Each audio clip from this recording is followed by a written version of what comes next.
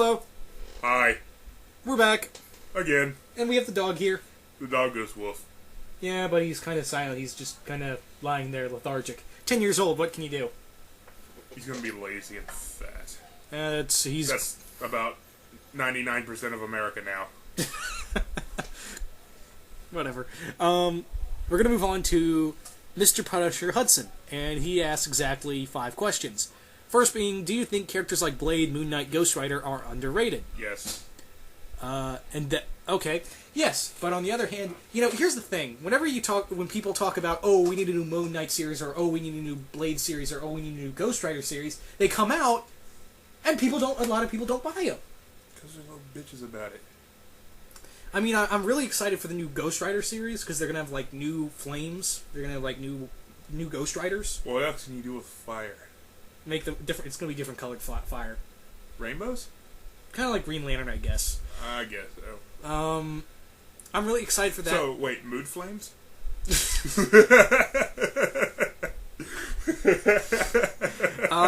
Blade, I'd really like to see new Blade stuff, but I'd like to see him do stuff outside of vampires. Yeah, stuff outside of vampire hunting. Yeah. I mean, I'm saying... Let's see what day in the life of Blade is. Like, does he ever go to the grocery store? Does he shop at Walmart? No, I say he shops at Target later hours. Yeah.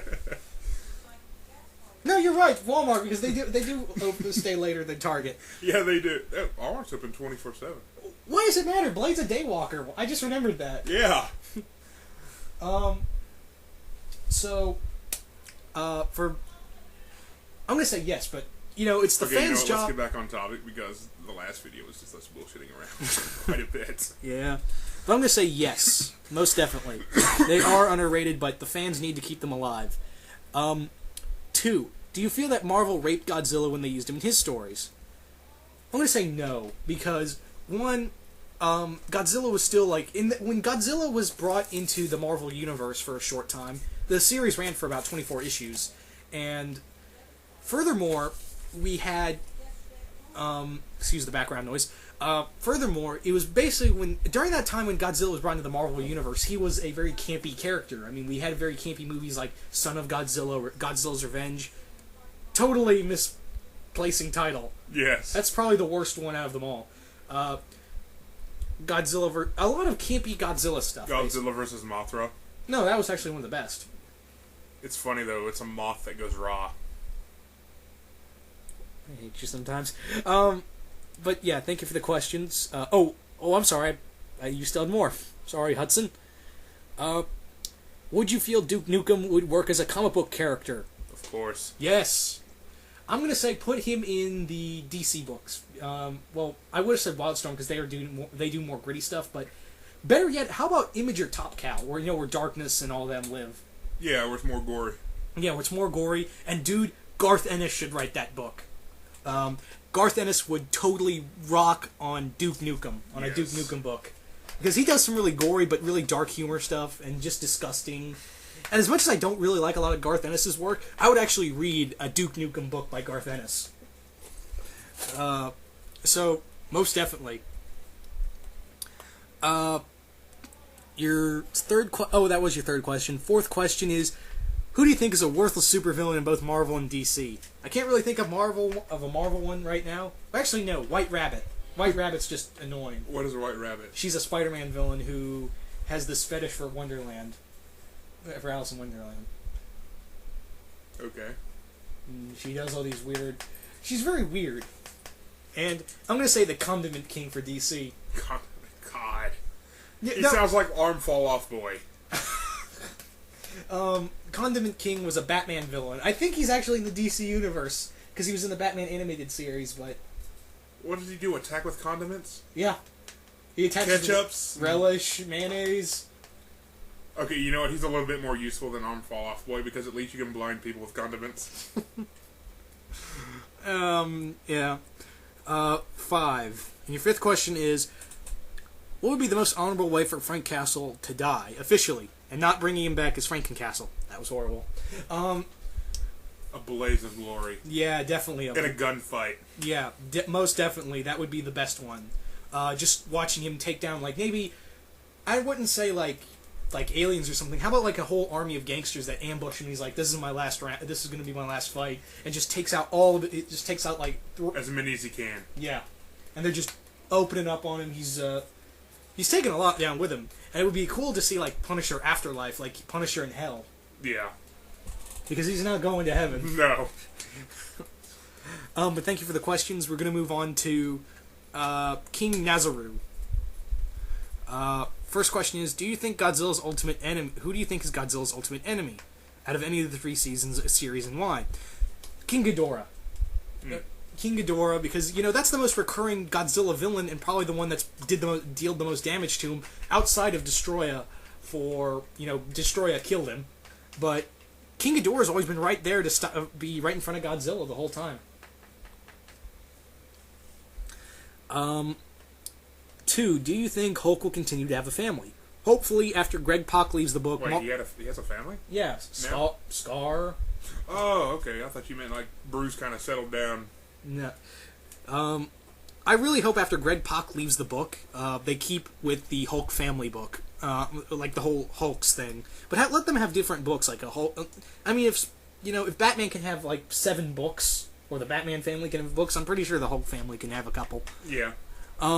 What do you think how do you think God of War 4 will go? It's going to be a God of War 4. Yeah, it's on hiatus right now. Well, what did he do in 3? He killed all the gods. Well, here's what he's going to do in 4. He's just going to sit around in his throne and order people around. That's going to be your game. It's going to be God of War 4 Sims Edition. I'm actually thinking maybe he'll go after like the Norse and Egyptian gods. That would actually be badass. Yeah. Rather than just fight all the... I lost my train of thought. I lost what family of gods they're in. Greek gods. Yeah. Rather than just fight only the Greek gods, he goes on to continue to fight all the gods. Yeah. Do you think Naruto is getting worse because the author is breaking his own rules and copying off of other medias? Example, DBZ. Yes, the Rasengan looks familiarly like a Kamehameha. Yeah. Or a Spirit Bomb. Yeah, but at least he's keeping his story together for the most part, unlike Bleach, which is completely insane. No, Bleach's story still fits all together if you watched all the episodes. Whatever. But I do feel like he's actually, if anything, he ripped off of Blackest Night a bit during one of the news stories where they brought back all the dead. Yeah. That felt a lot like Blackest Night. So, I'm going to say...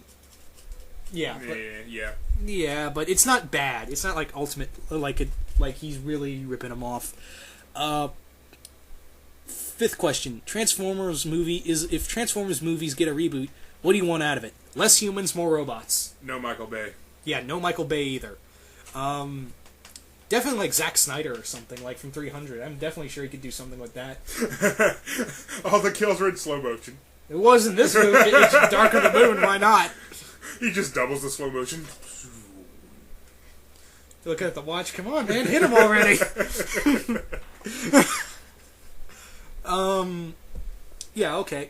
Number 6. But I could go on and on about Transformer movies getting a reboot, but yeah, we got We both could. Yeah. 6th question is, do you think Pokemon, the anime, has lasted too long? It has lasted way too long, my friend. Oh, God, yes. Okay, it's been like 20 years. Not 20 years. How long has it been? 10? When was Pokemon first series came out in late 90s, I want to say. Yeah, so it's been about 10 years. Almost 11, I think. Yeah. Okay, let's put it this way. It's been 11 years for the series. The main character has been 12 through every series. Yeah.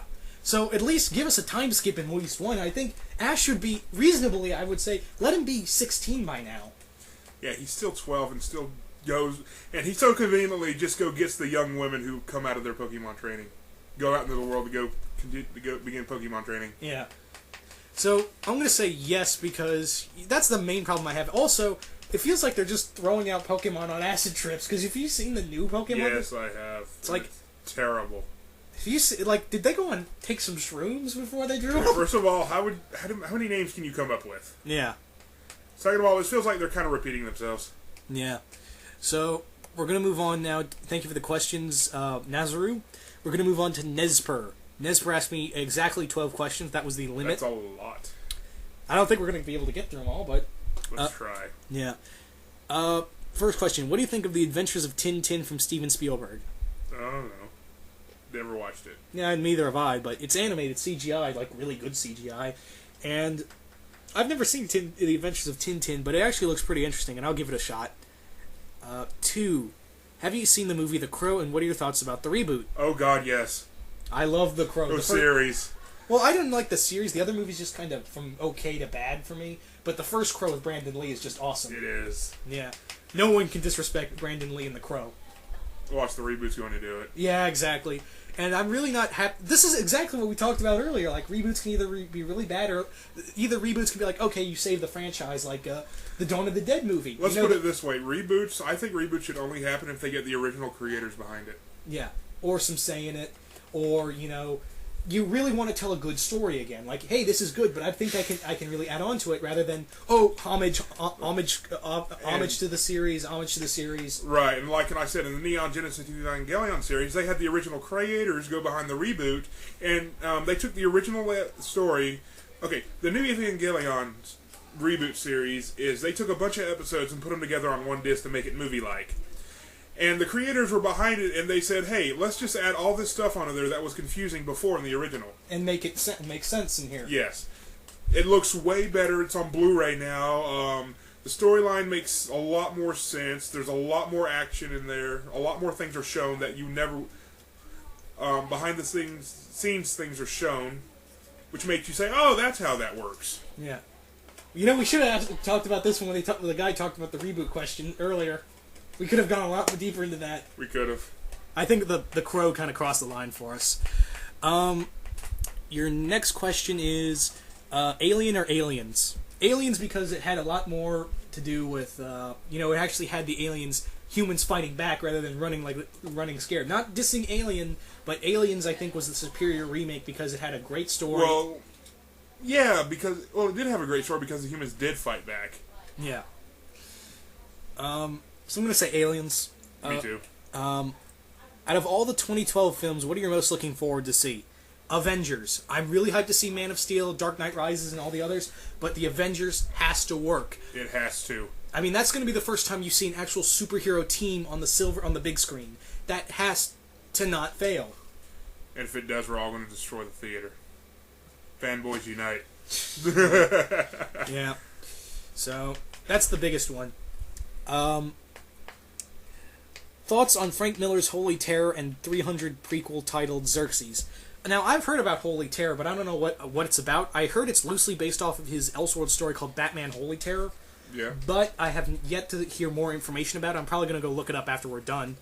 But a book about Xerxes. Although Frank Miller, what he needs to do is finish All-Star Batman and Robin. As much as I don't like that series, how about you finish it and then go on to other work, Mr. Miller? Mm-hmm. I'll probably read. What about the Xerxes? Xerxes is a prelude talking about Xerxes from 300. Think it's going to be any good? Maybe. Captain America versus Ozymandias. Who wins? I can't decide. Who is Ozymandias? From Watchmen, the bad guy? Oh, right. Batman. Seriously, Captain America and Ozymandias. Yes. You sound like one of the people I know on here. VSX Fedora, I hope you... I'm sorry, my mind blanked. For some reason, I thought Batman. Thanks. Now you just gave VSX Fedora, a yay, if he's watching. He gave him, yay, another Batman fanboy. I don't know why. I just what came to my mind. No, Captain America. Yeah. Thoughts on ensemble cast movie films? What movie is that? I don't know. I don't know what ensemble is, but maybe Please explain. Next time you make a comment. Well, it's probably been out because I heard something called ensemble. Maybe I'll look at it when we're done here. Maybe. Yeah. So we're gonna go back to the rest of your questions after this and move on to others. Stay tuned.